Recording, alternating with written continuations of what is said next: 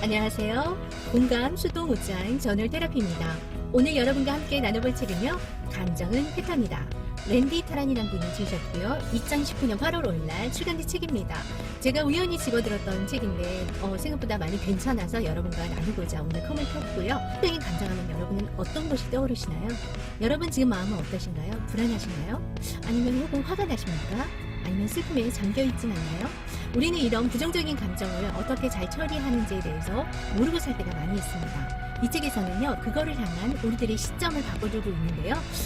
감정을 다스리는 법을 배우면 인생에서 주도권을 갖게 된다는 것이 이 책의 참 주제이겠습니다. 여러분, 우리가 감정을 잘 다스릴 때 우리 인생의 나 자신이 주인공이 되는 그 이야기 지금부터 시작할게요. 여러분 채널 고정해주세요. 고정. 우리가 제일 크게 느끼는 부정적인 감정들을 이 책에서는 바라보는 관점을 다르게 하고 있습니다.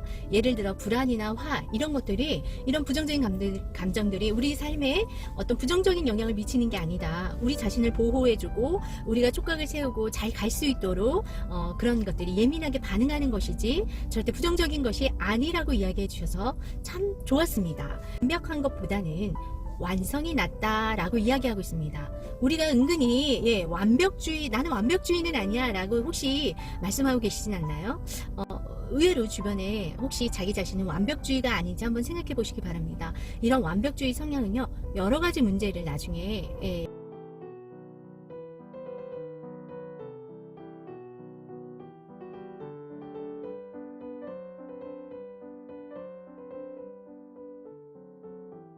책에서는요, 먼저 칼리지 브란드가 이야기한 이야기로 책을 오픈하고 있었습니다.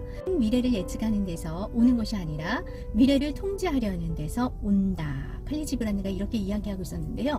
눈앞에 두려움을 억누르면은요, 막연한 불안이 찾아옵니다. 그러면 두려움과 불안의 차이점이 좀 나시나요?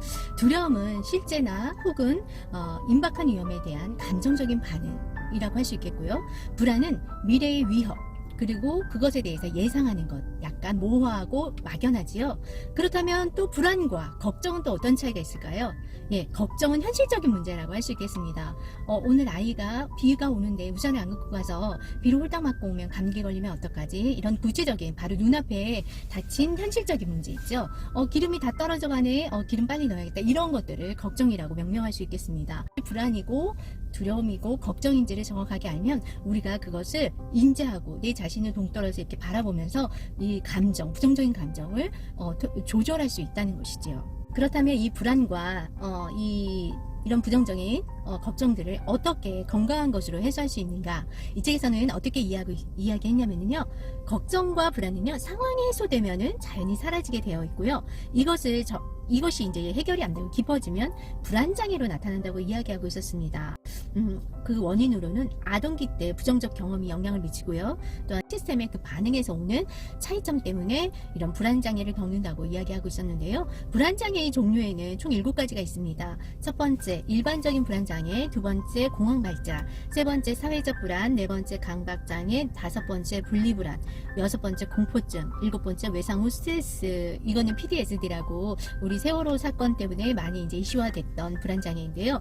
이것 또한 건강하게 풀어주면 우리 삶에 굉장히 득이 된다고 이야기하고 있었습니다. 그런 사례들을 책에서 이제 조금 언급을 하고 있었는데, 자기 자식을 죽인 청소년을 그 엄마가 실제로 교도소 찾아가고 이렇게 하면서 용서하는 과정을 예로 들고 있었습니다. 무슨 협회를 만든다든지 이래서 건전하게 이렇게 해소하는 것들을 볼 수 있었고요. 이런 불안을 또 대처하는 방법 여러 가지가 있었는데요. 승법적 치료, DBT, 명상의 일종이라고 하고 있었고요. CPT, 약물 치료에 이야기하고 있었고요. 불안의 요인을 정확하게 찾은 다음에 명상, 불교 용어로 마음 챙김이라고 이야기하는데요. 이것을 실행할 때 실제로 많이 좋아진다고 합니다. 그리고 생활 방식을 바꾸면 기분이 바뀐다고 합니다. 그 생활 방식을 바꾸는데 먹는 음식도 포함되는데요. 견과류나 단백질, 이런 숙면 이런 것들도 굉장히 많이 영향력을 미치고 있다고 이야기하고 있었습니다. 그리고 두 번째, 부정적인 감정, 슬픔을 어떻게 건강하게 처리하면 우리가 더 우리의 감정을 건강하게 배출할 수 있을지 한번 살펴보겠습니다. 슬픔에 대한 순기능을 이야기하고 있었는데요. 첫 번째가 기억을 더 또렷하게 해준다고 했습니다. 두 번째, 슬픔은 사회적 판단을 높여준다고 하고 있었고요. 세 번째, 슬픔은 의욕을 높여준다. 네 번째, 슬픔은 리더십에 유용하다. 리더 밑에서는 창의적인 과제가 점수가 높게 나오고요. 슬픈 리더 밑에서 있는 그런 과제 실험에서는 분석적인 과제에서 높은 성과가 나타났다고 실제로 실험 이야기를 해주고 있었습니다. 그래서 우리 삶에서 슬픔이 주는 선물 7가지라는 제목으로 한번 이야기하고 있었는데요. 참 슬픔이 우리에게 선물을 준다? 한번 살펴보겠습니다. 위험에서 벗어나게 하고요. 눈물의 힘이 발휘되기도 하고요. 반성할 여유가 생기고 또 인간성을 공유할 시간을 기회를 준다고 이야기하고 있었습니다. 유명한 철학자 팀 로저스는요. 슬픔의 본성은 사랑의 상실이 아니라 사랑의 표현이라고 주장할 수도 있다. 사랑의 대상이 존재할 때 기쁨으로 표현되고 그 대상의 부재는 슬픔으로 표현된다. 이렇게 이야기를 하고 있었습니다. 또 칼리지 브란드가 슬픔에 대해서 어떻게 정의하고 있었냐면요. 슬픔이 그대의 마음을 깊이 도려낼수록 더 큰 기쁨을 그 안에 품을 이 책을 조목조목 다 나누면 더 좋겠지만 마지막으로 세 번째 당신이 죽기 전에 후회해야 할 5가지라는 책을 이 책에서 인용하고 있었는데요. 내가 원하는 삶을 살았더라면 원제는 The Top 5 Regret of the Dying이었습니다. 브로니 웨어라는 분이 이 저서에서 이분이 이제 호스피스로 평생을 일하시면서 죽어가는 사람들이 공통적으로 후회하는 5가지를 이 책에서 기록한 것을 인용하고 있었는데요. 그것에 대해서 여러분과 함께 나누면 이제 우리가 부정적인 감정을 어떻게 건강하게 해소하고 나아갈 수 있는지에 대해서 통찰력을 줄 수 있을 것 같아서 제가 한번 같이 여러분과 나눠보도록 하겠습니다. 첫 번째, 남들 이목에 신경 쓰지 말고 나 자신에게 충실할 걸 그랬어. 두 번째, 그렇게 열심히 일하지 말 걸 그랬어. 예, 이 말은 성공보다 사람을 선택하라는 기준점을 이야기해주고 있는 것 같습니다. 세 번째, 내 감정을 솔직하게 표현하면서 살 걸 그랬어. 이렇게 후회한다고 해요. 네 번째, 친구들과 연락할 걸. 네, 이렇게 말하고 있었고요. 5번째, 행복을 더 누리면서 살 걸 그랬어. 이렇게 이야기한다고 하고 있었습니다. 분노가 우리 스승이 되어서 나 자신을 이렇게 알아차릴 수 있는 인식의 전환을 준다고 이 책에 이야기하면서요. 모든 감정은 선택할 수 있다고 합니다. 그래서 재미와 의미가 만나면 가슴이 뛰죠. 네, 그래서 우리의 생각이 우리 자체가 아니라는 거죠.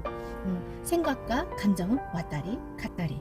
이 우리의 스승입니다. 그래서 감정을 잘 다스리고 감정에 노예가 되지 않고 우리가 감정에 이렇게 신호들을 잘 민감하게 반응할 때 우리는 건강하게 우리 일생을 행복하게 영위할 수 있다는 것이 이 책의 전체적인 맥락이었습니다. 인용한 것은 여러분이 오늘 내일 당장 죽는다면 여러분은 무엇을 후회하시면서 살 것 같습니까? 그 질문에 한번 답해 보신다면 오늘 내가 방황하고 정서적으로 흔들릴 때 내가 살아야 되는 이유를 발견하실 수 있을 것입니다.